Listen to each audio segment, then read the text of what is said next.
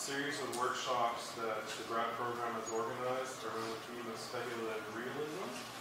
So there's been several of these workshops last semester and this semester. So tonight we're very happy to welcome Anna, who's going to give a lecture tonight, and then we'll lead the workshop over the weekend with a review on Monday morning at 10. Anna is the principal of First Office in Los Angeles, and she's faculty at Sci-ARC. She has a Bachelor of Arts in Architecture from Princeton, and she has a master's degree in architecture from the GSB. She's, with her partner, published articles in Perspectival, Project, and forthcoming in the magazine Log. Her projects, her built work includes a collaboration on the Pinterest headquarters in San Francisco, and she's done installation at the Sci-ARC Gallery, an exhibition at the Berkeley Gallery, and an installation at the MAK Center in Los Angeles. Please welcome Anna Neimark.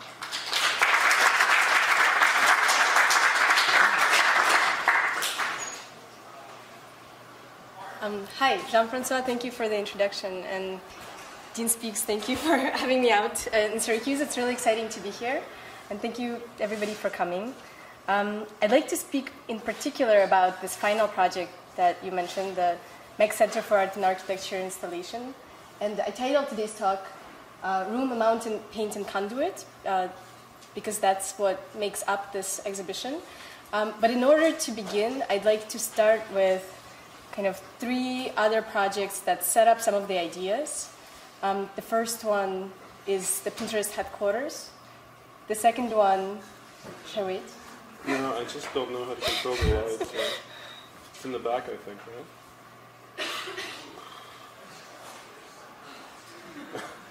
This is a disco.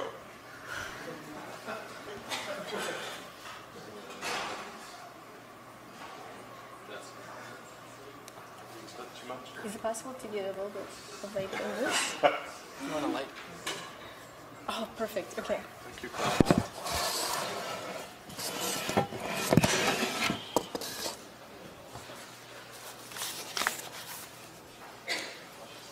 Okay, so I'd like to start with three other projects that set up some of the ideas, because as you can tell in this photograph, it's a bit mute and maybe rather opaque. It's kind of difficult to decipher. But there are some things that are going on in that picture which have to do with domesticity, with an idea about kind of thinking through the house, or what I was calling the room. The second one has to do with the mountain. And so some of these projects, Pinterest headquarter design, the 4 square, 9 square, which is the second slide of the Villa Emo, and the third one, the mountain house. Some of them are rooms, some of them are mountains, some of them are built. So they all kind of participate in putting together the kind of the ideas that go into the MAK Center gallery exhibition. So to begin, I'd like to start by kind of talking a little bit about the white on white painting by Malevich. And at first, it seems like a pretty stable figure ground. It's a square on top of another square. And we can think of it as a kind of additive process of a figure superimposed onto another figure. Or we can think of it as a kind of subtraction, where the figure of the square in the center is subtracted from the ground. So presenting a kind of donut. Or we can even think of it as a shadow of a square that's passing by. So there are many readings, and they all have to do with the kind of figure-ground relationship, 1, 0, black and white, on, off.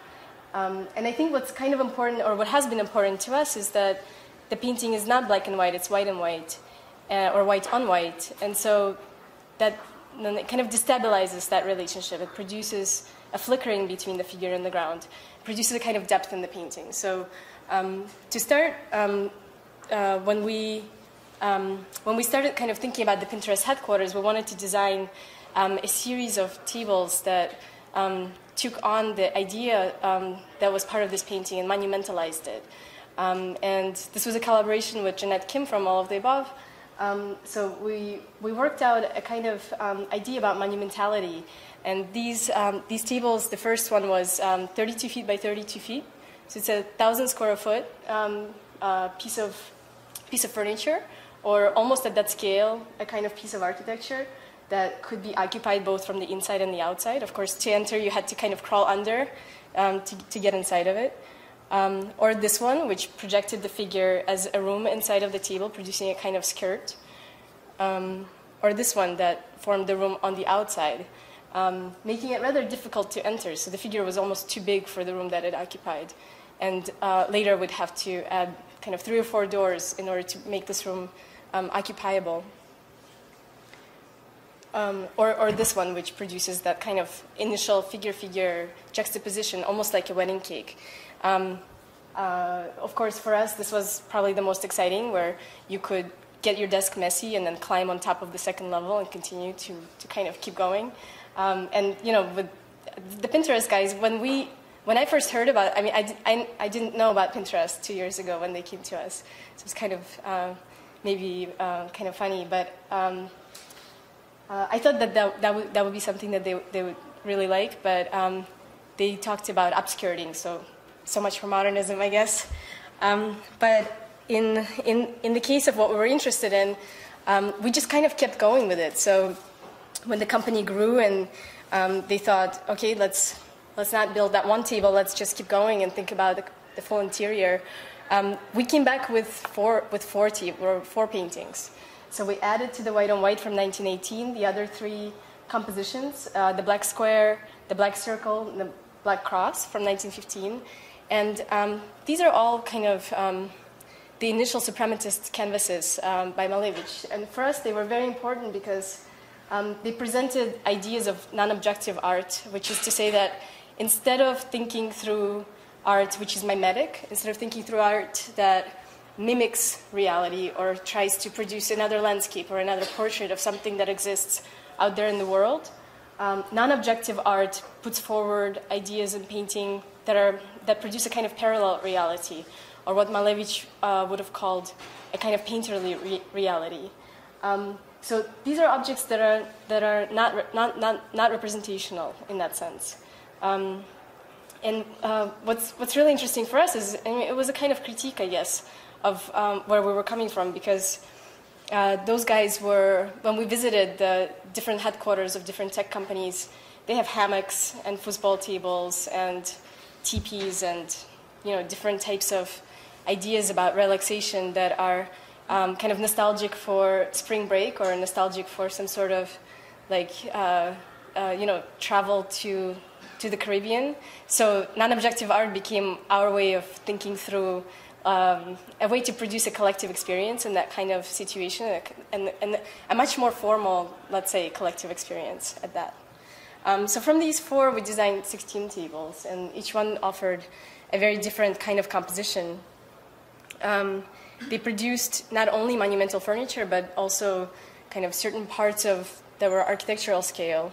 They produced interiors, they produced walls and new floors. So in that sense, they weren't any longer just tables, they became rooms. And we started thinking of them as ways of kind of subdividing the entire space. This was the site, a 2-story warehouse south of Market in San Francisco. 45 square feet, kind of large, and 2 stories with a mezzanine in between. And what we did, we simply kind of added these 4 monumental tables. We cleaned out the whole warehouse. There was junk in it. There was a kind of fashion company before, so everything was stripped bare, and these four quadrants were organized toward a kind of new monumentality. And most of the stuff was placed in a kind of infrastructural corridor, so like everything in the back. Whereas the floor of the warehouse space would be occupied by all the stuff that they needed. So desks, electrical, mechanical. And those 4 quadrants became really moments where people could come together, and they were moments of relief, let's say, from the messy floor of the warehouse. You'll notice that on the first floor, we tried to use the kind of the donut schemes, the more open tables.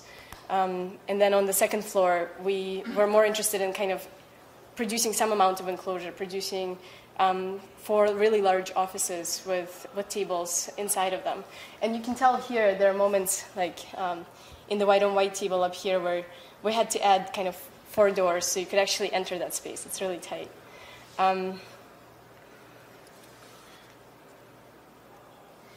I think that maybe one thing to just mention again is the tables really exceeded their function as furniture. They became catalysts for kind of architectural incision. So in the model, you can kind of see these boxes that are floating in midair, and they connect the two floors, the top and bottom.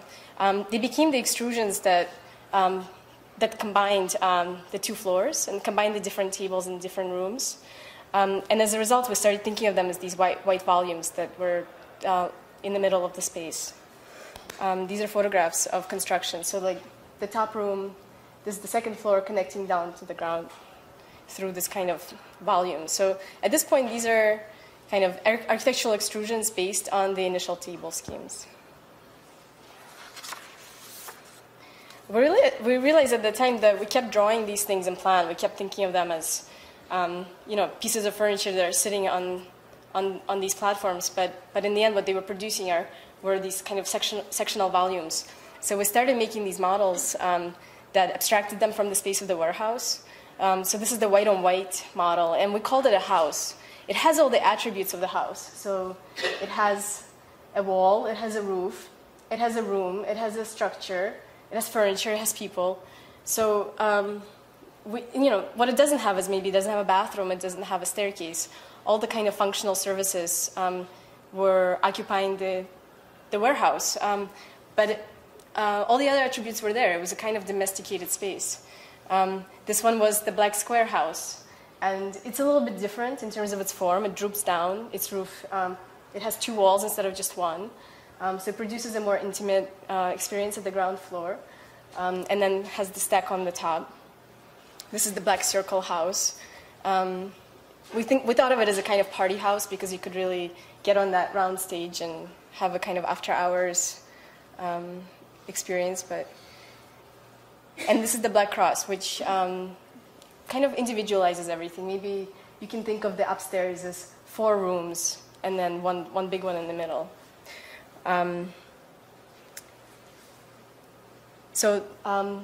This is what it looks like inside of the warehouse. And so you can really see those kind of white volumes. What was rather shocking about them is exactly how white they were. It was actually a big fight, let's say, to keep them white, to keep them rather abstract. And they span the kind of the double height space. Some of them were clad in glass, and the architects that we worked with who were executing the design, Schwartz and Architecture, did a really great job with some of these details. But one thing you'll notice is the tables are not there. They hated them. They were uncomfortable. They were in your face. They were just, they were crazy. I mean, Pinterest at some point hired a relocation consultant, who hired a furniture consultant, who hired a design consultant, who brought us into a meeting and gave us these books, these catalogs of, orthopedic black leather chairs and reclinable and kind of adjustable desks, and they told us this is what we are supposed to be doing. So we said, fuck it. Whatever you want. Buy whatever you want. Go shopping. You want to go shopping? Go shopping. But what's weird is they kept all of the volumes. They kept all the kind of strangeness, meaning we placed 3 extra doors in just to get the table in. So they kept all the 3 doors, right? So they have these really weird spaces with they kind of they're signifiers without a signified. They no longer signify the thing that they were supposed to address. So in a way, we kind of like it even better. I mean, this is what our architects say. They didn't build it, but we like it even better. Okay, so that's project number 1. That describes a kind of idea about a pure form or a kind of house with attributes of a house, but maybe without some of the functions of the house. The second project has to do with the underbelly of this volume. And it came from something we were doing at the same time. We were cutting foam. So this was just a kind of hobby. No client, of course, would ever ask us to do that. But we had this hot wire cutter that, we hooked up to a robot. And the way it works is kind of pretty straightforward. If you give it a profile, it'll project it through foam and cut it. So once you cut it, you can have the positive and the negative, the kind of on and off version of whatever it is that you're trying to get out of the profile. So we realized that once you project two profiles against one another, you can get a really compelling form, and that it works a little bit like a plan on the section, right? So if you draw two drawings through just about anything, you project them, you get some sort of version of it. Maybe not very complicated one, but certainly formally something that suits it. So we started working on these Villa Emo models, which is a 15th century villa by Andrea Palladio. And these are the negatives that came out of the machine. So it's kind of, this is the negative of the villa, all the space that's around it. And all four of them produce the underbellies for the Pinterest roofs. So that's where that came from. But the way that these worked were, we kind of set up several tests for these, where we thought about them as 4 square orthogonal cuts versus 4 square diagonal, and then the same with the 9 square. So we produced different analog models of these. And initially, we were modeling the villa itself at a rather high resolution, at a high detail, so that we were able to capture some of the specificities about it. Then we would cut it into 4 parts, redefine those profiles for the machine. And these profiles usually were interior elevations. So they were not just section cuts, but they were kind of capturing maybe more than that one section cuts. Those were projected, one across the other, and then trimmed. So these are the positives, and the models were the negatives. We did this also to the Villa Savoie by Le Corbusier. So this is the original 4 quadrants. And again, we did it with the kind of, with the diagonal cut. So they produced rather strange little models. And this is the 9 square. They were not, they're strange in that they're reduced to 2 lines. They're reduced to 2 profiles within each quadrant. But they're not incorrect, right? So they're correct to the logic of the machine, or to the way in which the extrusion works. So they're kind of low resolution, let's say, but they're highly detailed at the same time. So that's something that's been very interesting to us, to work at a kind of low res, high detail. It's kind of strange, but we've been thinking about it a lot. And the different, and when I say we, I mean Andrew Atwood, who is a collaborator at First Office and a partner at First Office. So these, when you start looking at them as individual models, some of them work quite well. Like this could be a house with a front door and a garage for your car, but others have like a really crazy roof that just projects out.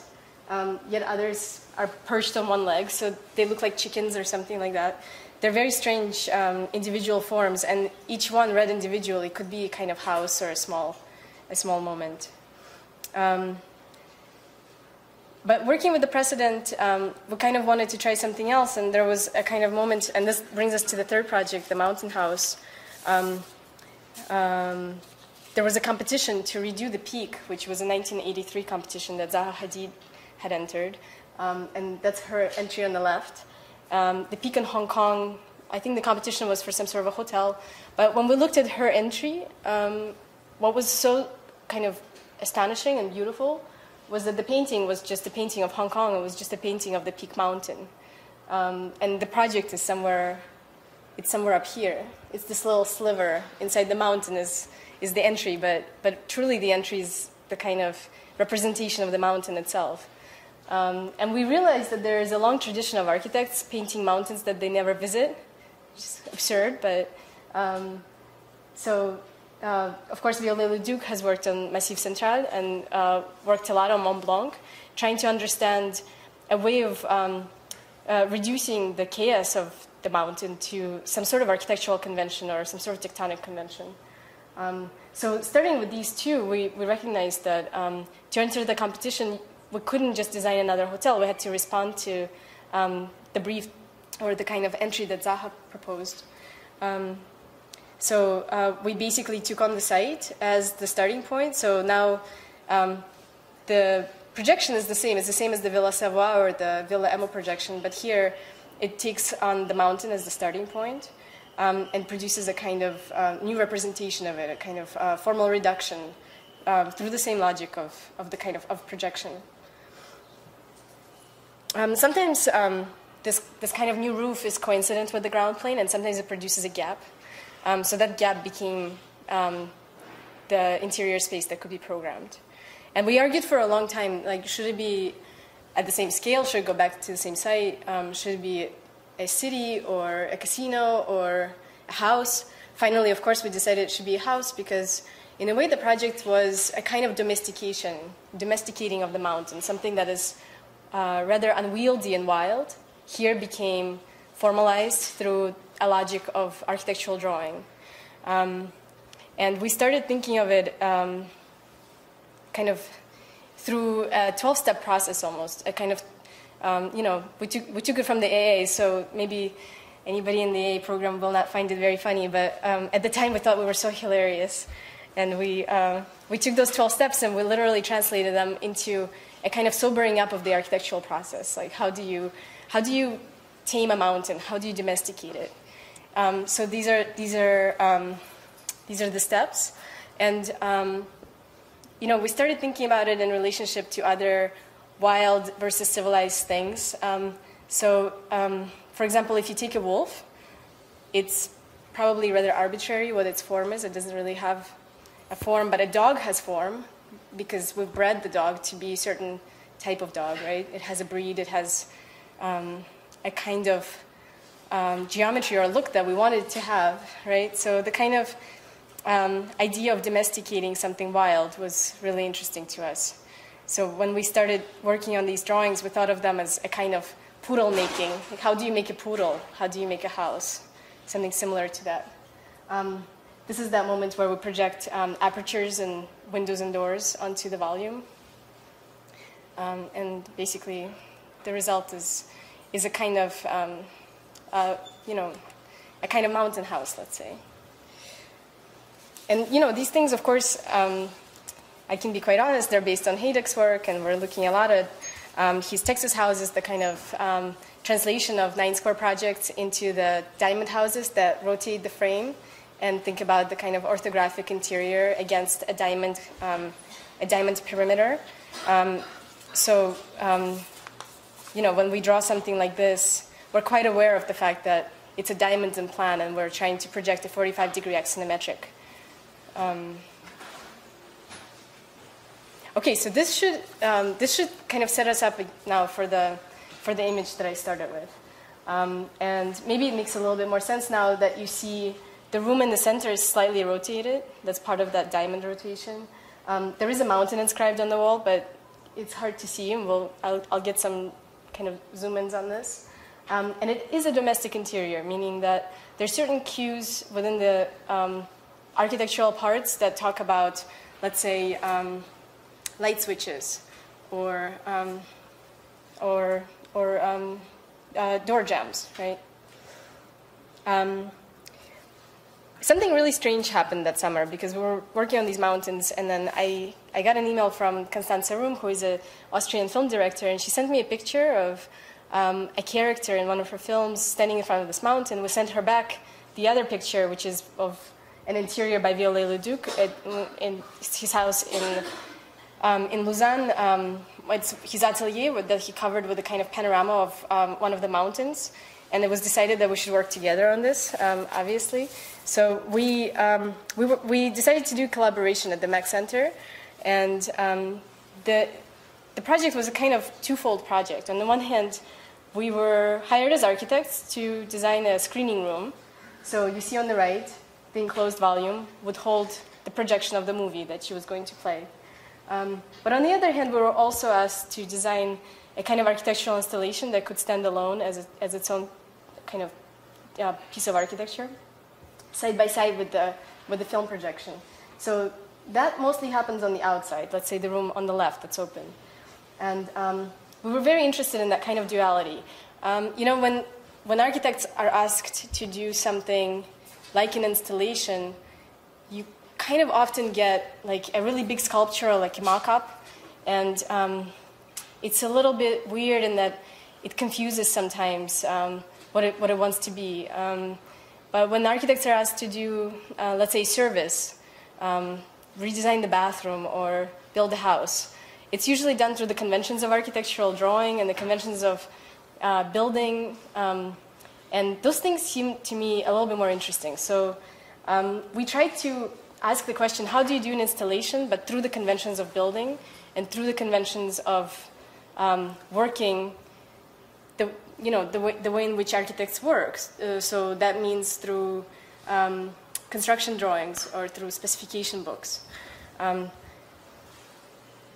I'll get back to that, but it was an idea about kind of trying to understand how to both work abstractly and to work through those conventions that are part of our profession. So maybe just to describe a little bit, the gallery is on the left. It's an empty box. It sits on top of a garage top, and it's part of Mackey's apartments. So they're designed by Schindler. So the garage part is Schindler, and then on top is a kind of gallery perched on top. There is a small bathroom and kitchen, but most of the space is completely empty. And it's like a gallery should be, mute, like completely white, without any details, no light switches, no chair rails, nothing like that. When we came into it, we wanted to produce a kind of insertion that would completely change the impression of that interior. It would go away. It would move away from a gallery that is rather mute and turn into a kind of domestic interior. So when we added a room, we had to add it in such a way that it had attachments to the original walls, so that when you entered that space, it would read as one continuous space with 4 rooms in it, rather than one room inside of a gallery. So we tried to change the nature of the gallery, the way it was read. And it was kind of hard to tell in the end which walls were original and which ones were added. So looking more closely at Violet's drawing, when he projected the mountain into his room at La Vedette, he first painted it. So he constructed a kind of unrolled or a kind of developed a developed drawing from the interior of the walls, and superimposed 3 different shots to produce a kind of almost seamless panorama, but you see there are 2 seams. And he superimposed the 3 voids where the doors would be and the fireplace. And everything was designed as a kind of composition around the architectural interior. So where you have the main door in the center, that's the peak of the mountain. And those things are kind of central to one another. They hold the symmetry. And they're in relationship to each other. Same for the fireplace, right? When the fireplace goes down, there's a kind of perspectival shift toward the background, and another peak hovers just above it. So we were really interested in the fact that the projection of this mountain panorama had a kind of relationship to the architectural interior. And so this is a photograph of that interior. The other things that kind of stand out is that once it's projected onto the wall, once it's almost painted, it becomes a kind of background. And none of the door jambs are painted, none of the doors are painted. So there are certain architectural parts that are participating in the composition, but it produces a kind of layered effect. And of course, the corners begin to turn the panorama, and also the pilasters kind of break up the painting. So in our case, we wanted to do something similar, a little bit different. But what we tried to do was take a mountain rendering. It's a kind of slit scan of the mountain unfolded, and kind of similarly, I would say as much work went into thinking through the architectural details as went into the actual rendering of the mountain. So in this case, you can tell that if you follow one of the light switches up and over and down, it connects to another light switch. Right? Light switches should connect to lights, but in this case, they connect to each other. The same happened for most parts. So all the kind of door jambs and chair rails were in place, but there were no chairs, et cetera, et cetera. None of the vents produced air. So these things had a different function, let's say. So they weren't conveying electricity, they were conveying a kind of compositional sensibility. So you can see that as a kind of zoom in. So there was an idea about a kind of rendering of the real materials against the rendering of the mountain, in this case. And you can kind of see it in the plan. Our plan produces this kind of room that rotates out, and the panorama would go all the way around. So it starts, can you see that hand? It starts on this wall and then goes in a kind of zigzag and covers the entire outside of the room. The other thing you'll notice in the plan is that the front of the gallery, this entire front, is a glass wall that opens all the way. So it was possible to be opposite the space on a rooftop across the street and see the entire panorama as one continuous painting. And then, of course, on the inside of the room, you see the projection of the film. So there was a kind of doubling, the viewing of the mountain panorama versus the viewing of the film by Constanze Room and Christina Lang. So my partner Andrew compares this to the Cornell box, and he knows a lot more about it than I do. But I can tell you that it's a kind of 1980s experiment where the rendering software was tested against the physical model. So you can kind of see on the left. I'll point it out with a little hand. You see the thickness of the model here, kind of bumps out. And on the right, there is a thin thickness of the screen. And what we're looking at are two photographs, one of a real kind of physical model, and the other one of a rendering inside of a computer screen. And those things would have been compared to one another. So it's one way to figure out if your algorithm is correct for the rendering software. And this is the setup with the two cameras looking on the left at the model and on the right at the computer monitor.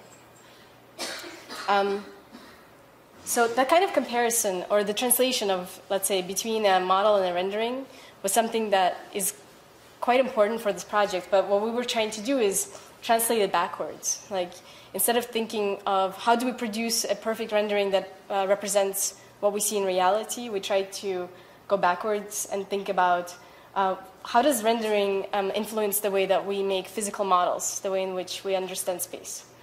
So the translation moves back into physical material form. And this is an image of that kind of projection of the mountain. And you'll see that it's kind of produced out of these layers of paint.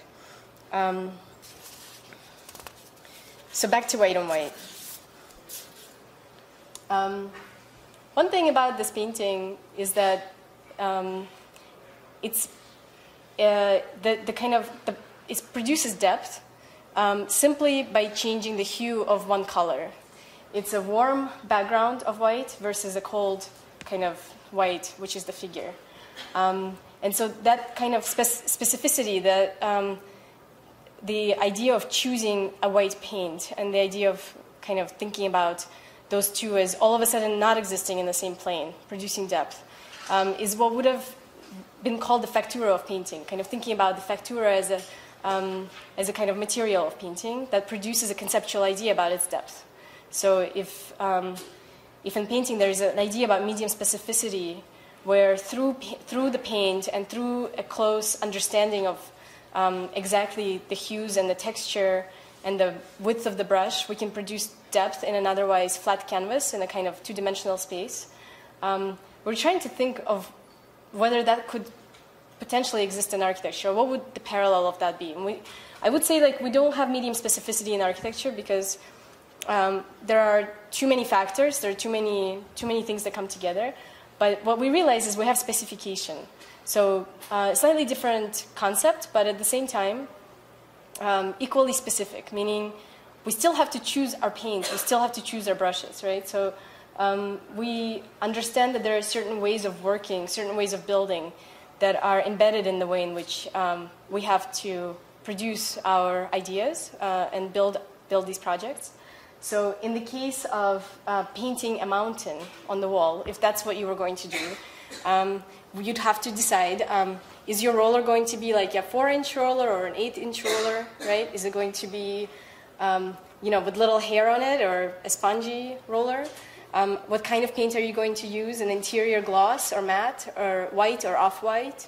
And how are you going to kind of translate a rendering that is mostly shade and shadow into a series of layers that all produce that kind of depth that we were so interested in. So we called it the render by number because it's an idea of trying to translate a rendering through those limitations that we have in the way in which kind of we work. So I would say it's very similar to the way in which maybe the foam cutter is a kind of technique of thinking of, let's say, a technology and a precedent coming together to produce an analog model. Here's something similar where the idea of a rendering superimposes onto the idea of techniques of building to produce a different kind of representation. So this one has kind of effects of both, let's say.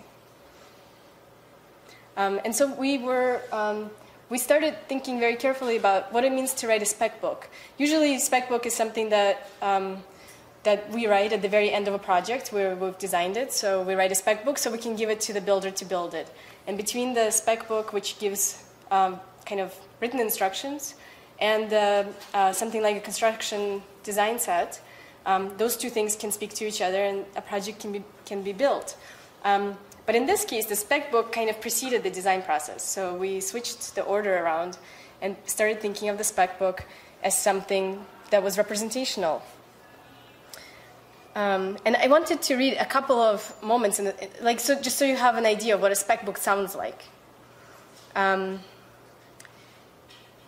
So from painting, from how to paint. And I'll start with number 4. 4, deliver materials to the job site in the manufacturer's original unopened packages and containers bearing manufacturer's name, label, and the following information. A, product name or title of material. B, contents by volume. 4, pigment. Or another moment. Interior surfaces for which painting is prohibited.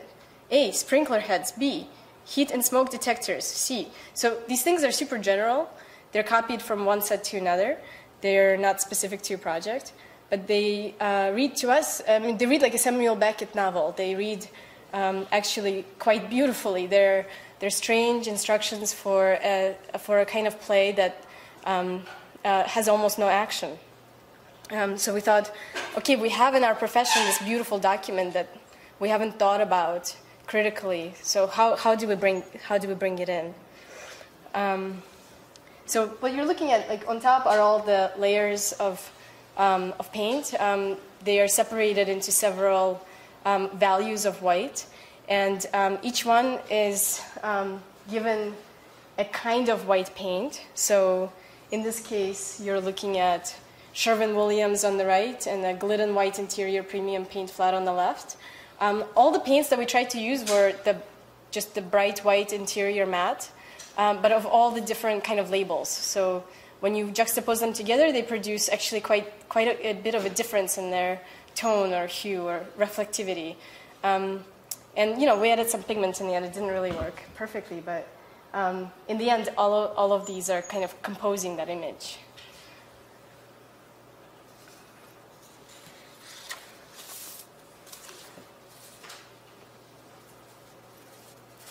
I think that it's an important thing to mention that in the end we think of this MAK installation as a kind of model, which is to say that it's one-to-one scale. It's really built. But at the same time, a lot of the parts of the model are representational parts. They're not functional in the most kind of sensible way. So as much as it exists, it's pointing always elsewhere. There is a kind of, it's giving us references to some things that are outside of itself. And I think that that's what models kind of tend to do. They are objects that are physically here, but always pointing at something else that is either about to come or maybe exists elsewhere. So this is one of those instances. And I think that the idea of really building it was, of course, as important as I mentioned, and these are the drawings that allowed us to make some of the instructions in the spec book actually specific. So if you think of the spec book as super general or generic, drawing the interior elevations that take on the information from the spec book and translate it into the actual interior elevations of the gallery, they really begin to kind of identify certain specific moments. And so, you know, in the end, just to show a couple of photographs of the space. This is the space outside of the screening room, and this is going into it. There's a projection on the inside. It kind of really began to function as both, as a kind of representational space and a physical space for the screening room. The thing that, of course, there are other references in this project, and one of them is a kind of early 19th century technique of drawing through the developed surface, where a room and its elevations are unfolded. And we see this from Robin Evans' text on the Brothers Adam interiors. So we were trying to understand how, what happens with these drawings is that things get really flat. So when you design elevations this way, things are almost projected back onto the space of the wall, and it's still possible to produce some amount of depth because of the rendered quality. But one thing you'll notice is, let's say, even here where the chair is set up against the chair rail, everything seems to be in line. Everything seems to occupy the same flat space. So that idea of kind of hovering between a flatness of representation in the MAK and producing an actual volumetric space was something that's very important.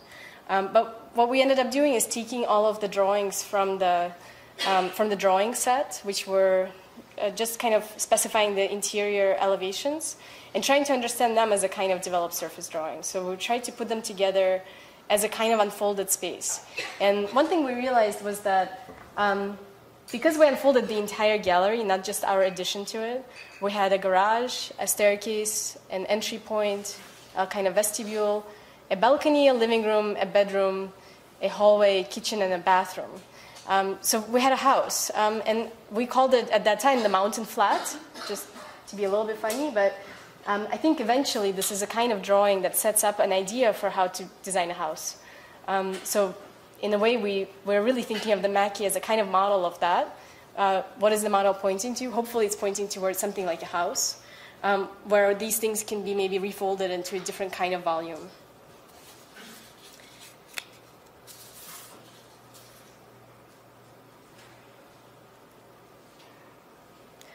Okay, in conclusion, I wanted to just give you an idea of what we're working on next. And this is an example. It's a kind of Aesop's fable where a guy hires an ass and goes on his way, but the sun is so strong that he decides to take a break under the shadow of the ass. And a fight ensues because, of course, the owner of the ass wants to take a break under the shadow of the ass too. So who owns the shadow, right? The guy who paid money to borrow the animal, or the one who actually owns the animal? Super interesting story for us, because in a way it points out that representation has, let's say, of equal importance to the actual objects. And we're trying to think through the way in which let's say the shadow is the most obvious moment where representation and a figure can coincide and produce as much kind of confrontation as they might produce a kind of both difference and amplification of each other. And in architectural drawing, of course, there are plenty of examples of that. Probably one of the most beautiful ones is Joseph Louis Duc's Colosseum drawings. From the early 19th century, where after getting the Rome Prize, he goes to Rome and draws the Colosseum. But what's amazing about these is, to us, they seem almost photographic. They have this amazing kind of quality of light, and they seem to be highly detailed. But these are not perspectival. They are orthographic elevations, so they're two-dimensional projections. And the depth is produced not through a kind of perspective, but rather through the construction of the shadow. And the way the shadow works is that it's projected, of course, according to the Bozarth method. So it goes from the top left to the bottom right at 45 degrees. It's not that the sun is shining this way. It's that there's a kind of technique of projecting a shadow to amplify certain parts of the Corinthian columns. So as a result, the shadow is participating in producing the depth that the drawing requires. And what we get is a kind of image of two superimposed superimposed spaces. One is an oblique space where the projection is a kind of isometric, right? So it's an isometric drawing projected onto an orthographic elevation. Okay, so that to me is really interesting. And we've been trying to do this, and of course, since we're working a lot with models, we're trying to do this in a model. Now, it's hard enough to do that in rendering software. Try to set up your camera so that it gets an orthographic elevation with an oblique projection. It's almost impossible. Our software doesn't work this way. Our software is kind of designed to work subjectively. Everything is based on point of view of a moving car, or the point of view of a kind of, a perspective that exceeds even our own vision. There are, in normal renderings, you see birds flying off into a blue sky. Everything seems to be kind of part of the real, part of a kind of, subjective experience. How do you enter the building? How do you walk through it? This is a kind of objective rendering. It's based on it's based on the object itself. This is not the way it looks. This is not the way in which we perceive it, and this is not the way the sun shines on it. So we're trying to figure out how to do that, not only with rendering, but also with the models. And one way we were able to do it is to literally project a kind of rendering onto a physical model with a projector, right? And then take a photograph of it. So this becomes an elevation drawing, but it's a photograph of a projection of a shadow onto a foam model of a mountain. Thank you.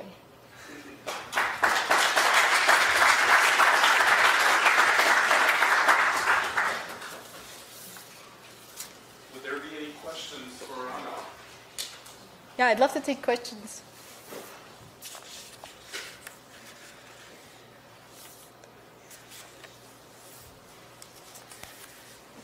Anyone?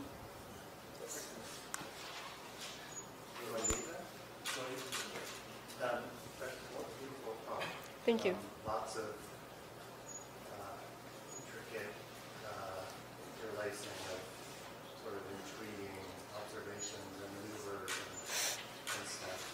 Really fascinating, and a lot of things I'm also interested in. And I'm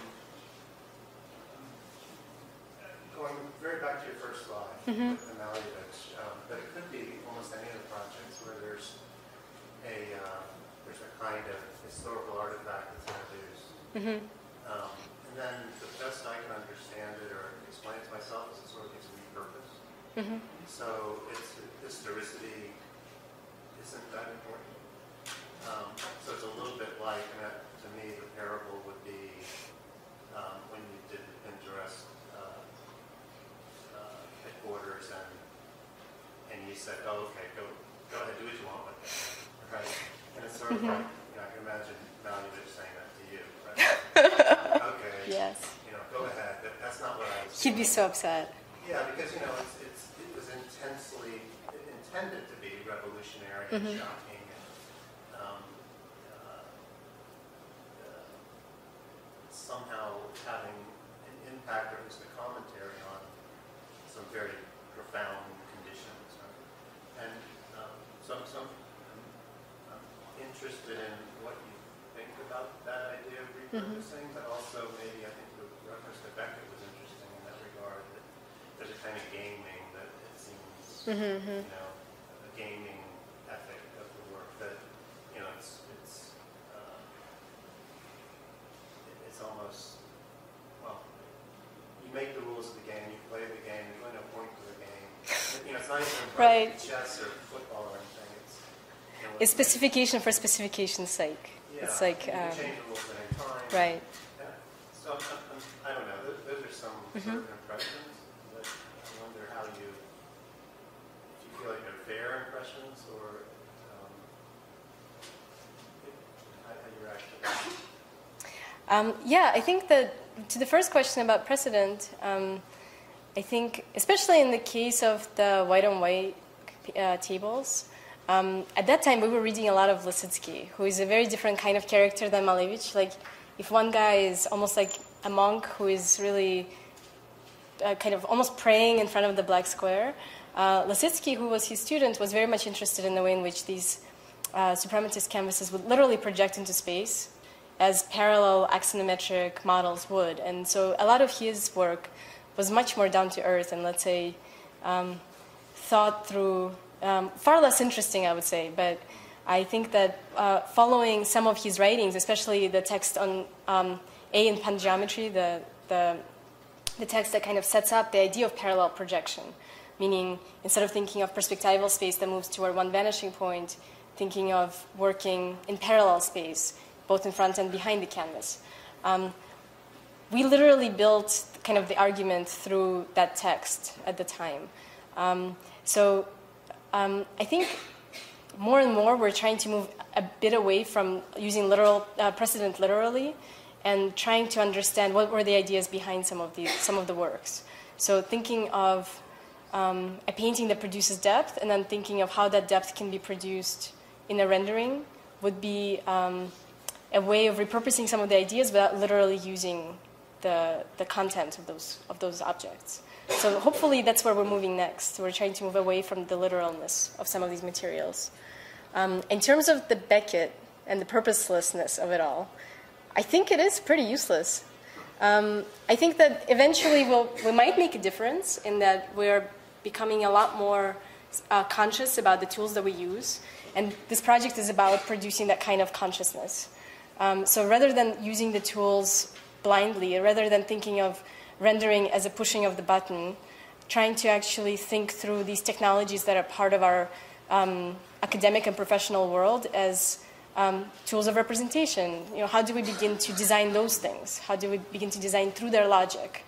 So we're not just recipients of technology, but we are we become kind of experts about those technologies. And they include things like digital software, of course, that's just part of it, but also they include professional kind of documents, for us at least. So we're trying to think about the discipline itself, the profession itself, rather than kind of pushing boundaries and producing interdisciplinary arguments and thinking of how to produce a kind of malleable space of working. We're trying to work within a very strict disciplinary logic and thinking about the center of the discipline. So maybe that will have some effect in the future, perhaps, but at the time, these things are useless.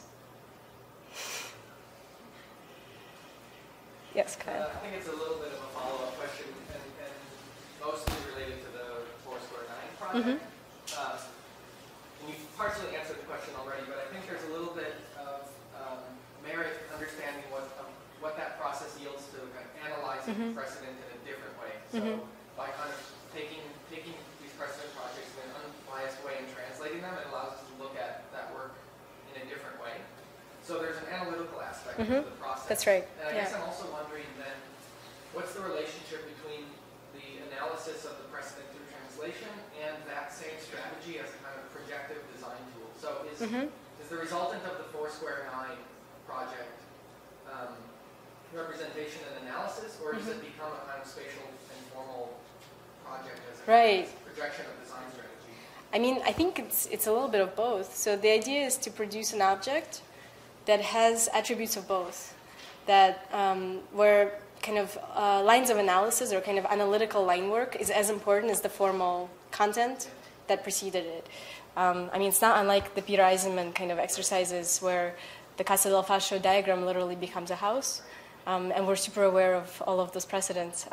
That's another precedent which, we're literally copying, but not on the wall. So in that sense, the idea is to kind of empower certain techniques of drawing and measurement and annotation in order to produce a balance between the way in which we draw, the way in which we represent, the technologies of representation, and the kind of figuration, the content, the actual form of what we're starting with. So in that sense, the disciplining of the mountain is literally that project. It's exactly the same thing where depending on how you cut it, how you draw it, you get a different kind of analog. Yeah. I just want to understand more about the technique of how you choose the ink binder specifications like Sci-ARC when you're breaking down these different colors, like the different tints and hues or tints and shades of Yes. white, or very gray. So like, like how did you choose like, oh, this block is like this one? Because like you could keep going forever and it would like become this like super realistic That's right. thing, or if you do less, it starts to look more like something else and less like itself. That's right. It has to do with time and labor. So a lot of these things contain they contain not only a kind of understanding of the actual materials and like way of working. Let's say masking tape. How much masking tape do you buy to produce an outline for one of these blotches that you paint? If you have to produce 20 layers of paint, you need to buy 20 more times of blue masking tape, right? So all of these things are discrete processes of both labor and financial and et cetera. So I think a lot of them had to do with those decisions have to do with very mundane things. So we made it out of 6 layers because that gave us enough specificity, but we were able to finish on time, right? So I mean, like that's, I guess that's what happens when we translate things into built forms. We have to all of a sudden start thinking about labor, money, and schedule. And so in this case, we were trying to do that before we started. I just have a follow-up question.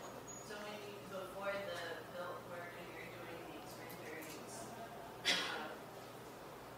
was there a point where there was like more than 6 layers or less than 6 layers, and you were starting to play with the radiation of like different colors next to each other? Yes. All of this requires, the thing that maybe I don't talk about is even the choosing of the paints or the choice of the profiles and the layering takes a very long time, and we'll produce hundreds of these before we make a choice, and those choices are arbitrary. When we like something, we just go for it, but it takes, yeah, probably like any office. I don't know. There's some secrets that everybody has. Yeah. So, based on some of the readings you sent to the speculative realists in the room, we all enjoy Whistling Krauss sometimes. You have a couple of the terms that one we found in Slocum, which was deterritorialization, and on the other hand, we were given from Krauss, repression. The word of the semester for us, the theme of the semester is estrangement in speculative realism. And so often we're working kind of against the periphery in a sense. We're kind of discovering what's beyond and trying to make something new. Right? Mm-hmm. And that, in one sense, could be, I said it's peripheral, but it's also kind of transcendent. It's, how can we begin to speculate in just like kind of the most basic sense? Whereas what you're kind of doing, it's like on the other hand is speculative realism that I don't think gets talked about as much, which is this kind of interest in the weird and the shape. Mm-hmm. Sometimes because looking at your 12 steps, Mm-hmm. most things involve almost like the 12 reasons to get back into shape. But it's an interesting thing because rather than going beyond, which is what we're doing, you're kind of going deep. Mm-hmm. And it's kind of like defining what's imminent towards like certain types of figures and forms, starting with a grid. So the question becomes, and you talked about thinking subjective versus subjective, especially from the readings, talked about that in a way that I haven't thought of before. So the question is, what is real if it's, or how can something be real if it's not objective? And working against some like the kind of typical modernist moves, how do we use our disciplinary tools if not to kind of uncovering kind of reality, which I'm not saying that in a moralist, I'm saying that like we're in speculative realism, so let's think about what precisely that concerns to become. And so, are you working towards that kind of symbolism that Krauss discussed, or are you working towards like kind of this unknown reality that we kind of repress or become estranged from? It's a great question. I feel like there are 4 questions in one, so I'm going to try to unpack it. Take one. So I sent you guys the Shklovsky text, Artist Technique, and it's pretty early on. It's a 1917 essay that sets up a kind of idea of estrangement in representation, meaning, and he's a literary formalist, so he's not coming at it from the point of view of, let's say, painting, but he sets up, or architecture, but he sets up a theory of formalism that is taken up by many followers, in which he talks about a kind of the technique of art to defamiliarize the world in order to shock us back into reality, meaning, and he uses Tolstoy as a model where if we were to clean a couch, and then we didn't remember that we cleaned it or not because we clean it every day, so come back and clean it again, it's almost as if you are not alive because you're constantly producing the same habitual task.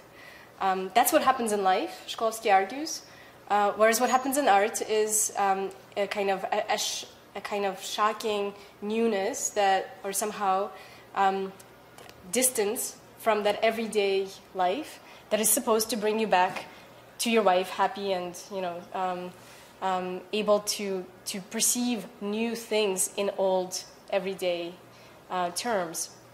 So, of course, 1917 was this kind of revolutionary period in Russia, and it was a kind of necessary, let's say, provocation to think that art could contribute politically.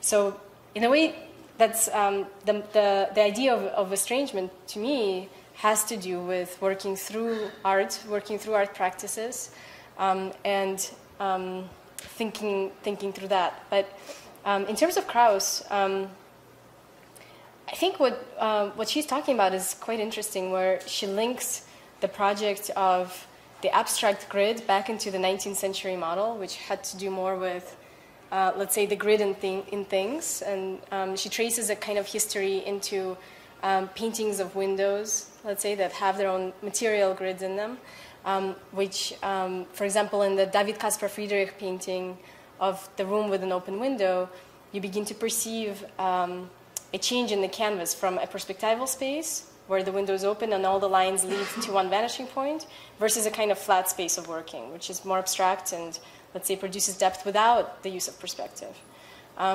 So I think that, to me, that is quite interesting because it's no longer thinking about the grid abstractly. It's no longer thinking about a kind of measurement system that has no thickness at all, but rather thinking of it through the architectural details.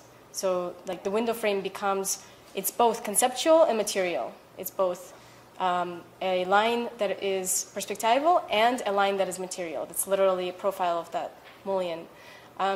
So I think that if you think about these readings in relationship to each other, you can begin to superimpose techniques of representation into material parts of architectural kind of real production. And that's what we've been trying to do. So thinking about kind of the reality of built work, but embedding into it conceptual ideas, or like ideas about representation. So how would a building contain still a rendering? How would a model continue to contain the way it was drawn in perspective? So that's why those Pinterest models, let's say, have this kind of crooked, it's a two-point perspective that vanishes toward 1 point. How do you produce those kind of alignments? And I don't think they're necessarily all that strange, but that when art kind of enters into life, that's the moment of interest, let's say. How do you begin to undo the black and white, the object and its representation? How do you produce representation through the object itself? I don't know if that answered you. Okay. Maybe me too. Yeah. When you talked about the white on white painting, I like the word you said it flickered between the two points. Do you think that you domesticated mountain flickers, that at the same time it's something wild and massive, and then it's something very normal and domestic, or do you think that the steps taken from it's more about the conclusion from something wild and massive than it's very normal? It's just staying on the domestic side. I hope it flickers, but I called it a dog. It's a kind of, you have the memory of the wolf, but it's pretty boring. It's pretty mundane. And the kind of in a way, the idea of the mountain becomes no longer important, I think. What becomes important, let's say, is a kind of technique by which we were able to produce a house. Hopefully, at some point, we can think even more abstractly. I think right now we're always starting somewhere, but I'm not sure how else you would start just yet. So we have to figure out a way of starting maybe more abstractly. But for now, it's mountains. Let's see. Well, thank you very much. Thank you. The Graduate Student Association has organized a Friday with faculty at Vanishing.